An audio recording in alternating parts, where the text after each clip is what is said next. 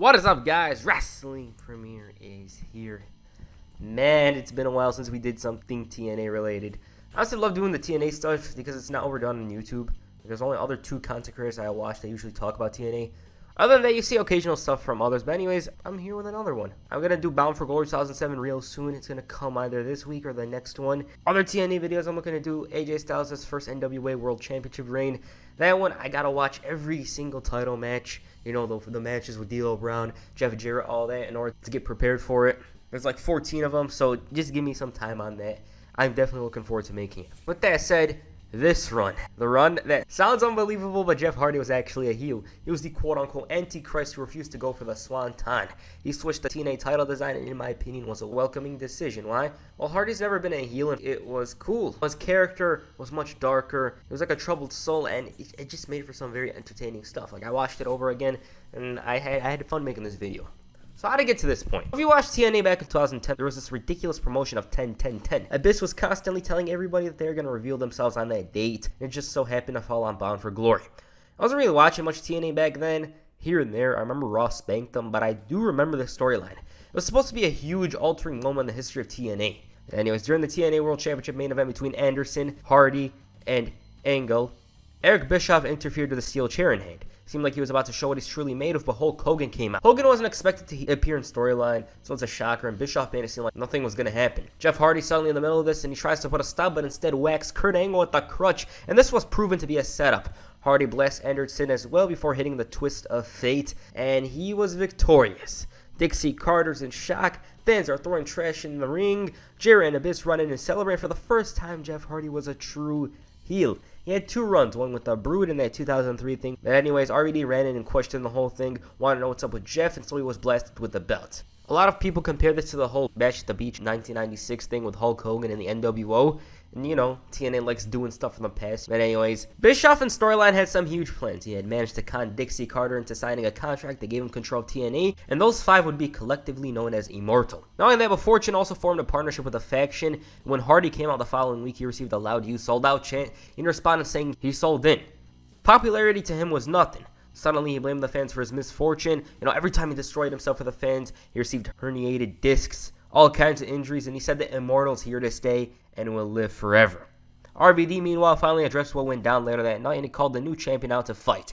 All Hardy could do was pop up on the screen, talking about how friendship is just an illusion, it's a way to get at your opponents, and Hardy was saying his words are biblical, and even went as far as to call himself the Antichrist. Eric Bischoff then came out and asked RVD if he'd like a title shot, and then booked a match between Van Dam and Mr. Anderson, with the winner facing Jeff Hardy at Turning Point. Yeah, about that, Bischoff interfered in the main event. He demanded Brian Hebner walk with him to the back, and suddenly the champion ran in and whacked both men with the chair, clearing the competition. Hardy didn't just attack, he hit the twist of fate on RVD directly onto Anderson's chair-wedged shoulder. The man's arm was in a sling, but this didn't stop him from appearing the following week. He told Jeff Hardy to take his testicles out of Bischoff and Hogan's purse and get his ass to the ring.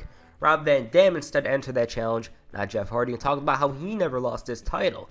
He told Anderson to get back in line, but then all of a sudden Jeff Hardy spoke about forgiveness. He admitted that he did both men wrong in the past and asked if there was a way for them to forgive him. Sarcastically, of course. Eric Bischoff then comes in and asks the same question. He felt that both men didn't receive an opportunity to challenge for the TNA World title, so he booked Mr. Anderson in an X Division match with Kazarian. Hell, to get the title shot, he doesn't have to win. He has to survive. About that main event, Anderson did survive, but Jeff Hardy came in and picked up the pieces. He brutally used the chair on his shoulder, whacked him in the head, which was gruesome. It was a very brutal injury that many people did talk about at the time because it gave Mr. Anderson a concussion. He left him a bloody heap, and it was looking unlikely that the title match was going down. Hardy was much more intense and violent than ever before. He was starting to get into fights with the fans too, and he was undergoing this huge metamorphosis. He was really under the belief that he was the Antichrist of pro wrestling. That acceptance from the fans was meaningless now, and he didn't want any of that anymore. Now, with regards to Ken Anderson, yes, he wasn't around because Hardy gave him a concussion. This meant the match was off, and so instead, somebody else swung in and signed the contract. Bischoff knew that Anderson wasn't in the arena and said that if he doesn't come out, then he'll never get a title shot. The whole challenge thing that Bischoff was doing was answered by Matt Morgan.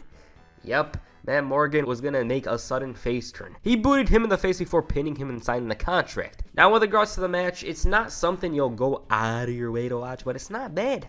I don't think anybody at the time thought Morgan had a chance at winning this one because the whole Immortal storyline was only beginning. Hardy targeted the left leg of Morgan's and this gave him a chance. Once the challenger started his comeback, it was back and forth. Morgan hits the carbon footprint and the weirdest thing went down. The ref thought that Jeff Hardy kicked out, even though he didn't. Hardy bounces back because of this, hits the twist of hate for the third time, and he retains. Like I said, it was a pretty predictable match. Anderson was going to have to feud with Hardy, but since he got injured, they were going to have to delay that. Later that week on Impact, Jeff Hardy addressed the title match at Turning Point. He saw the event as the coming out party for himself. The fans started chanting overrated and he went off. He called himself the chosen one, saying he sips from the fountain of youth, the holy cup of Hulkamanians, talking about how he's immortal. Hogan came on, a trash can was brought in as well. Suddenly that purple Jeff Hardy title descends from the heavens and Hogan saw this moment as Hardy officially becoming immortal. Then he asked anybody to come down to the ring and challenge them, and there's the Pope. Samoa Joe followed up along with Rob Van Dam and Matt Morgan. Morgan didn't see how Jeff was a world champion. It wasn't right to him because in his eyes, Hardy was exposed last night and if given the chance, he'd do the same thing. Yeah, about that, Bischoff said that if he doesn't win the handicap match, he never gets a title shot. Morgan scored that W and Hardy popped up on the screen, distracting him. Then he suddenly comes in from behind and hits the twist of hate before connecting with the Swanton. Now with regards to that title, a lot of people seem to hate it. It's not my favorite as well. I thought it was kind of ugly. But Hardy designed it himself, and it does kind of fit with his newfound character in my eyes. Since their match was going down at Final Resolution, Ric Flair wanted to be the special referee. His demands were exactly met, but he got the chance to make it official by facing Matt Morgan in the main event. Yeah, about that, he was beaten into a bloody pulp. There was a glimmer of hope after Fortune made an effort to dismantle the blueprint, but then Douglas Williams got angry with the guys and it carved an opening for Morgan to whoop Flair's ass and score the W. So he gets the opportunity to choose the special referee for the match at Final Resolution. Doug Williams took notice of this and put his name in the hat. He said that since he helped Morgan last week and felt that he was reliable, it was a great choice. Jeff Hardy, on the other hand, didn't really say much or do much until the following week when he caught Morgan with a low blow and a twist of hate. Hardy would try to do the same thing the week after that, but a familiar foe emerged. You see, Mr. Anderson was all healed up from his legit concussion and saved Matt Morgan from disaster. He then thanked Matt Morgan. Why? For having his back. While they may hate each other, they didn't violate the unwritten rules. He was of course talking about Jeff Hardy, saying that he's going to retaliate sooner or later. Then he got on the topic of special referee and it was confirmed. The quote-unquote asshole himself was going to be the referee. He told Jeff Hardy that on Sunday the bigger man will win. Now let's talk about it. Anderson obviously made things about himself. It's expected, and initially Jeff Hardy struggled. He started to get into the match, but then Morgan gained form and hit the carbon footprint. He had the match won, but he abruptly felt something in his leg, and by the time he went for the cover, Hardy touched the bottom rope. This would greatly affect the challenger as Hardy managed to hit the twist of hate. As he goes for the Swanton, Morgan lifts his knees and it was anybody's match. Hardy randomly decided to walk out and Anderson went for the count. He reached the count of 9 and was like, screw it, and demanded Jeff re-enter the ring. He got whacked and so Anderson retaliated. Morgan almost stole him out. Anderson's slow count ruined everything. Hardy bounces back with the third twist of hate and has the match won, and this is when Anderson shows his feelings towards Jeff. Champion thought it's a no DQ and blasted Morgan's leg with a chair. Fourth twist of fate goes south, and this is when Matt hit the carbon footprint. He had him beat. Title should change hands, but then suddenly Bischoff comes in. Anderson's tossed into the post, and the ref almost counted to 3. Morgan gets distracted by Bischoff for so long that he gave Hardy enough time to recover and catch him with a low blow and a twist of fate. So Hardy lives to fight another day. Not a bad match at all. On the outside, though, things were looking pretty bad. There are reports that Hardy's behavior was unacceptable. Here's what Pro Wrestling Insider said. When Hardy showed up to the Impact Zone in Orlando, his condition did alarm a lot of people. He was said to be very run down and tired, leading many to speculate that his personal demons got the best of him once again. TNA management did in fact discuss removing Hardy from the main event and stripping him of the TNA Championship. The replacement match would have been Matt Morgan vs. Jeff Jarrett vs. Ken Anderson for the vacated title, with Matt Morgan being the most likely candidate to walk away with the gold. Hardy met with TNA management at the show and assured them that he was completely sober and was simply exhausted from his recent travel schedule. Hardy had been flying across the world, literally, since the day after Thanksgiving. In the past week alone, Hardy arrived back in the United States, Atlanta, after returning from TNA's live tour of the Middle East, UAE. Flew home to North Carolina for a day, then flew to Michigan for a live appearance late last week, and then finally arrived in Orlando just hours before Sunday's pay-per-view. It was a very unfortunate week for Hardy. He was in court due to drug trafficking charges, almost lost his custom belt at the airport, and Hardy's response to these reports was this. All that talk about last Sunday, for those of you that believe those words, you, so wrong, I'm busting my ass to help TNA, period. Can't stress enough, if you believe those words, you. The story is dead because it should have never been born. So wrong. What in the 2010 is this? Hardy was under a lot of stress at the time, and it'd only get worse, unfortunately. Later that week, Eric Bischoff once again clamored for the fans to give Jeff Hardy some respect. He spoke extremely positive about him and mentioned his upcoming challenge. Bischoff had some remorse over Matt Morgan on Sunday, and so called for him to come out. He came out prepared, though. Bischoff admitted that Morgan was pretty damn close to winning the title, but ultimately it was up to external sources, such as Mr. Anderson, so he deserved another shot. Eric wasn't that simple, though, because he booked a match between Matt Morgan and Anderson with the winner challenging Jeff Hardy for the belt. Morgan was confused, and it would be revealed that Anderson was not medically cleared to compete. But Bischoff could care less and even said that if he doesn't, he's done. Anderson, meanwhile, was claiming he's ready to compete, but he wasn't cleared. This led to a little dispute between Morgan and himself, but nonetheless, they fixed things and both men were set to face off against Hardy in a tag team match. The troubled champion interrupted and tried to cause some drama, and he said that they're acting like an old-ass, bitchy married couple. They made fun of him, and he responded saying Morgan just might be with Immortal. You know, he's trying to cast some doubts in Anderson's mind, trying to get him paranoid. Jeff claimed that himself and Kazarian are going to prove to them that Immortal and Fortune are badasses. He then told the fans, "You're welcome." About that match, Rob Terry randomly came in and cost the babyfaces the match. As the weeks went by, Anderson was clearly showing signs of injury, and this caused Mick Foley to chime in and straight up say he isn't ready. Foley felt like he had a responsibility to teach and warn the new guys of injuries. You know, the burden lied on him. In other places, Rob Van Dam was still hell-bent on getting himself a match with Jeff Hardy. He was avoiding him, but not on this night. He told RVD that he must pass the test at Genesis, and he's got to beat a mystery opponent. Now that Van Dam was on his radar, Jeff Hardy opted to cost him a match against Jeff Jarrett the following week. Matt Morgan came to the save, but he ended up getting whacked by Anderson, and Hardy, of course, was loving the drama that's unfolding. On the topic of Genesis, Rob Van Dam's opponent ended up being a familiar face. It was Matt Hardy. He ended up winning his debut match under controversy, and about that number one contenders match, Mr. Anderson scored the W. He stole the victory with the inside cradle. But all of a sudden, Eric Bischoff came out and praised Anderson for his performance, and since he did so well, he wanted to grant him the match right now. Hardy emerged from backstage extremely nonchalantly, dressed in his street gear, and he looked pretty badass. The man was slowly marching down to the ring as if it was going to be the final nail in the coffin for Anderson. Right out of the gate, Hardy attacked. He hit the twist of hate, and it was all but over, but from out of nowhere, Anderson kicked out and caught Hardy and the commentary team off guard. He followed up with a second one, but once again, it was not enough for the 3 count. The challenger was lost. He was extremely unaware of his surroundings, yet he mustered up the strength to toss the champion to the outside. Matt Morgan decided to make his presence felt and clothesline him, and this was almost disastrous, but Jeff kicked out. Suddenly, Ken Anderson was all fired up. He was actually doing stuff, and Jeff realized his errors and grounded him, but then Mick Foley came out to prevent any use of weapons. Ric Flair gets into it with him, and in the ring, Jeff hits the swanton, but once again, Mr. Anderson kicks out. Commentary were mesmerized, the crowd started rallying the challenger on, and Hardy was losing control. Matt Hardy came in, but RVD pulled him away. They brawled straight to the back, and inside, Bischoff failed to neutralize Anderson. Jeff tries to wrap it up, but takes the mic check for the 1, 2, 3. Stunning. When you watch this match, it's like, oh, Ken's gonna fight back, but he's gonna fall short, but that clearly wasn't the case here, and it left Immortal speechless in storyline. Now, the belief was that the title change occurred because of Jeff's issues outside of the ring. It was due in court because of the drug charges, and TNA felt that it would look bad on their part to have him be the champion of the company at this point.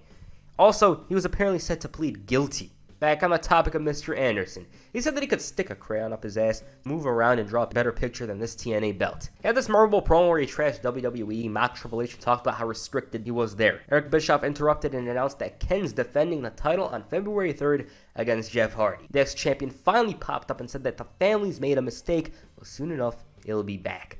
All of a sudden, RVD attacked him, and Matt Hardy had to make the save. Anderson took notice and sprinted to the back, and seeing as their guy was getting his ass kicked, Immortal put a stop to this. This led to a tag match between those four, which concluded with Jeff Hardy scoring the W with a swanton. Immortal continued the attack afterwards, leaving Mr. Anderson once again a bloody heap. Ahead of their title match on February 3rd, Jeff Hardy and Mr. Anderson went face-to-face. Once again, Jeff Hardy shouted at the fans, calling them a bunch of selfish marks, saying, "Oh, you don't care about Jeff Hardy. Bound for Glory was the best thing I've ever done because I'm TNA. Where's your title?" Chant intensifies, and he's talking about the asshole. He called the fans that as well, and the ex-champion held himself responsible for Genesis. It was his mistake, but he promised to shove that moment, the moment that he wins the title, up all their asses. Mr. Anderson came out and mocked Hardy's whining, and he told him that the only thing that matters is W's and L's. Anderson also rubbed in the fact that the title's got Jeff's face in it. He mentioned how despite all the things he said about the fans, they still like him. Anderson said that he'll continue to be the champion next week, the total non-stop asshole, whatever. I don't know what the hell he was talking about. He was just rambling on at this point. Total non-stop asshole, total non-stop champion. Later that night, Matt Hardy failed to beat and hurt him greatly. Frustrated, Jeff ran in and tried to finish the job, but failed. About that title match, since Jeff lost his title because of Bischoff, he demanded 0 of Immortal. He didn't want anybody from Immortal to interfere for that match. Hardy took matters into his own hands and tried to take an early advantage. After the commercial break, the bell finally rang, and Anderson was all over Hardy initially, but that would all change when he took a neck breaker. He wore him down for a bit, but after hitting the Whisper in the Wind, the complexion of the match changed. Anderson gained that momentum, high drama ensues, ref gets knocked down, and Jeff has the match won. Immortal randomly came out and they jumped Anderson. They took their time in doing that. I should note when from out of nowhere, Fortune turned on Immortal. Robert Roode clotheslined Jeff Hardy and AJ Styles connected with a Styles Clash, and it was a face turn. Anderson took advantage to retain the title, and that's a whole other story. But with regards to Jeff Hardy, this L wasn't a huge problem. Why? Because he gets to face the winner of Matt Morgan and Mr. Anderson in a ladder match. Ended up being Ken, and Hardy opted to inflict damage ahead of Against All Odds. Now on this match, the world champion wasn't exactly worried. Sure, the odds may have been stacked against him. This was Jeff's match specialty. He was talking conspiracy this, making fun of Jeff, and said that every kind of match is his specialty, and he's going to win it because he's a bigger ass. Okay, so let's talk about this. The match itself wasn't exactly a standout of 2011. Many consider it to be underwhelming, matter of fact. Especially for a Jeff Hardy ladder match, it's forgettable. It's not really something like you should go out of your way to watch. That's all I'm going to say about it. Hardy, of course, was pretty comfortable with the match, and it took Anderson a while. There was this cool-ass sunset flare from Jeff. He messed up this leapfrog, dropped the champ into a ladder, and Jeff kind of got suplexed into a ladder, and the crowd was pretty quiet throughout this match. The spots were somewhat there, but it was off. The ending, I assume, was botched, and I assume they wanted a cool ending that made Anderson look good, but at the same time have him lose the title. That wasn't the case, and instead Jeff climbed up and retrieved the title. Champion once again, Jeff Hardy. The energy and excitement wasn't there for me, and it lacked something to elevate it. It's just another ladder match. That's what I think about it. For the entirety of his title reign, Mr. Anderson didn't have the normal world championship. This was after he trashed the purple belt. Like, I don't get that. Weren't they, like, going to change it earlier on or something? Why was Jeff Hardy made champion? Well, I read some reports. Take them as you will. I like mentioning them even though they may not be true. But they just didn't care at this point. They were like, whatever. Later that week on Impact, the champion had his first title defense. Bischoff revealed that he was told that TNA wants ratings, and so Hardy's facing RVD for the title. Of course, he was disappointed, but nothing was going to change. Bischoff a while later tried to get the TV execs to cancel the match, but his request was denied. Mr. Anderson wanted it in, and he demanded the match if Bischoff wants the ratings. But he was instead a special referee. He calls the match down the middle, then he gets the title match. Anderson accepted, but he mic checked Bischoff. Fast forward to the end of the night. This match had been brewing for months. Hardy backstabbed Van Dam by joining Immortal, and he was going to get his chance to win the title he never lost. In the beginning, RVD was jumping all over the place. He was hitting leg drops, kicks, and Hardy had to adapt. He did just that by putting his knees up, and the challenger was forced to fight it out. Jeff Hardy had no answer to the non-stop unorthodox attack from Van Dam. The situation was dire for him, but he just shoved RVD off the top to gain a moment. Hardy hits the Swanton Bomb. Because RVD kicked out, he got frustrated. RVD kicks him, hits the 5-star, but the fool is on the rope. Ref drama ensues, twist of hate after a low blow, and Jeff Hardy retains the belt. He didn't celebrate for long because Anderson laid him out with a mic check. He fouled up on RVD after he complained over the officiating, and that's a wrap for the night. Now, Jeff Hardy went away for the following week, but upon his return, he was set to face a mystery opponent for the world title. Nobody knew who it was. This was apparently because of the ratings. It tied into the whole network executives thing. It asked for who it was. Well, 3, 13, 11, like WWE did 221, 11. It was the returning Sting. A lot of hype around him potentially joining WWE at the time, but he didn't and was back in TNA. Right out of the gate, Hardy was caught off guard. Sting was extremely quick and almost locked in a Scorpion Deathlock, and he did just that about a minute later, and slowly the title was being pried away from his hands. He tried running away, but Sting brought him back in, and this caused Jeff to regroup and take back control. He tried wearing him down, but once Sting began his comeback, it was over and he hit the Scorpion Death Drop. Jeff kicked out, so he followed up with a second one, and for the third time in 2 months, there was a new champion. As expected, Hardy whined about this title victory, saying he was robbed last week, and he felt that there was zero chance to prepare for his opponent and told Anderson that the line for title shots starts behind him. Bischoff then revealed that at Victory Road, Hardy's facing Sting, but he wanted a tag match featuring those two, along with Anderson and RVD. That match went terribly for Anderson and Hardy, but with regards to Victory Road, yeah, this was real bad. If I'm being honest, I do not want to talk about this. For one, it's oversaturated on YouTube, sort of like commentary channels, but this video would feel incomplete without the conclusion of heel Jeff Hardy. Heading into the match, I assume everybody was expecting at least a 15-minute match. Tail of the tape was pretty weird, but anyways, for the moment Jeff Hardy's music played and to the moment he came out, it took nearly 1 minute for him to come out. And unlike his usual self, something was off. In the back, they were beside themselves. According to Eric Bischoff, nobody took control of the situation and they just allowed Jeff Hardy to walk out there. He wasn't in a position of authority, he was an on-screen figure and couldn't do anything about it according to himself. Bully Ray claims that while Eric was raging over the negligence of Jeff Hardy, he asked if there should be a table spot involving him in order to deviate the attention away from Jeff Hardy himself. Bischoff, being the consummate professional, devised a clever plan. Well, kinda. Sting comes out, obviously more energetic and focused on the match compared to Hardy. Jeremy Borash introduces each man, and there's that very memorable shot of Hardy. It's one of the most memorable pictures from his entire career. All of a sudden, Eric Bischoff interrupts, and this seemed extremely natural. For one, Bischoff had interfered in multiple title matches over the last few months, and he announced that because Mr. Hardy was taken advantage of, he booked a no disqualification match. He also relayed some important information to the men involved in the match. He's whispering some stuff about the finish, the match itself, all that. I couldn't find a citation, but I believe it was Bischoff who switched it to an ODQ match in fear that Hardy would get counted out or use as a weapon. He takes a right hand and it's time for the match. Hardy took too long in throwing his shirt and Sting lost patience. This went on for over a minute, and once they locked up, Sting gets some shots in, hits the Scorpion Death Drop. Despite Hardy's efforts to kick out, he lost the match. 88 seconds. That's all. It took 88 seconds for the match to finish. Sting had an extremely disappointed look in his face, and when you think about it, Hardy's lucky that it was Sting who was in there. Anybody else, and they would have took matters into their own hands. The fans are fuming over this, and it reflected extremely terribly on TNA's part. To allow a man that had his issues go out there in the main event, why in the hell couldn't they improvise? They could have had Anderson and RVD join Sting in the triple threat match, perhaps, send the fans home happy. I don't know. It's just a shame how things went. There's a bit more detail on the topic itself, such as how Dixie Carter and others thought Hardy was somewhat fine. It's a sad topic, and there's more about it on YouTube. Just go search Jeff Hardy Victory Road. I just want to talk about the important details. And from one perspective, it's like TNA didn't care about their top guys' well-being if it meant good ratings. Now, what did Jeff Hardy himself say about the situation?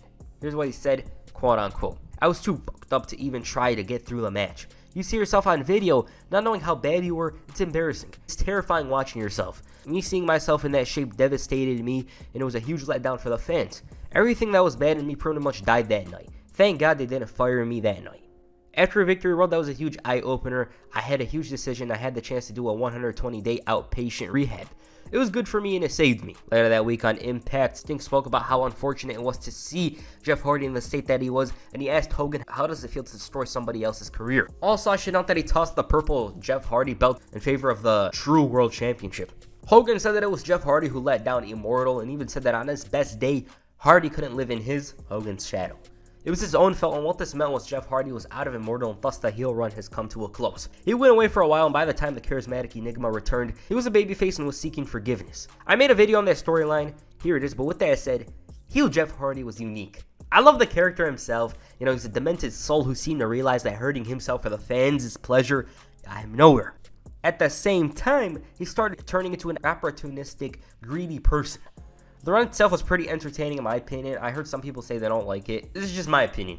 It was obviously a challenge to get everybody to hate him, and some people still stuck by his side, but I appreciate the effort coming from him. Little changes in his character like that cigarette is certainly noticed by myself. But with all that good, there's an underlying bad about this run. It's the fact that he had huge issues outside of the ring, and every few weeks you'd hear something about his behavior, the drug charges, and there's of course the fact that he blasted Anderson with a chair and gave him a concussion. That looked nasty.